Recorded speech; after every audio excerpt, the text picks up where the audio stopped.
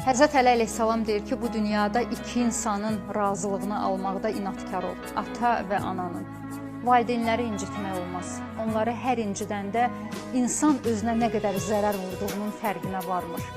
Xoşbəxtliyə gedən qapıları bağlayır. Valideynin övladdan narazılığı. Siz onları sevindirin, görün həyatınızda bolluq, bərəkət necə axır. Ata-ana bolluq, bərəkəti təmsil edir. Valideynin övladdan razılığı insanı işıq sürəti ilə artırır.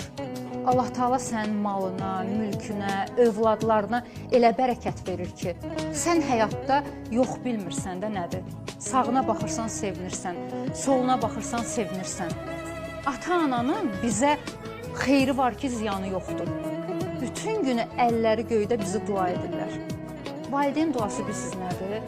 Allahla birləşib saxlayır da səni. Sənə heç kim zərər verə bilmir. Arxada qurulan pis planları, tələləri, qəzanı, bəlanı aşırdıb dağıdır valideynin duası. Mən həyatda yaşıma görə gözümün şahidi olduğum çox hadisələr olub. Valideyn küskün olanda övladından o övlad arta bilmir. O övlad qabağa gedə bilmir. O insan xoşbəxt ola bilmir. Həyat hardasa sındırır o insanı. Çox ehtiyatlı olmaq lazımdır ki, ata-ana mövzusunda. Əgər ata-ana ilə probleminiz varsa, həll edin. Yollarınızın açılmağını istəyirsinizsə, xoşbəxt olmaq istəyirsinizsə, valideynləriniz sizdən razı olmalıdır. Həzrət Əli əleyhissalam deyir ki, bu dünyada iki insanın razılığını almaqda inadkar ol. Ata və ananın. Valideynləri incitmək olmaz. Onları hər incidəndə insan özünə nə qədər zərər vurduğunun fərqinə varmır. Xoşbəxtliyə gedən qapıları bağlayır. Valideynin övladdan narazılığı. Siz onları sevindirin, görün həyatınızda bolluq, bərəkət necə axır. Ata-ana bolluq, bərəkəti təmsil edir.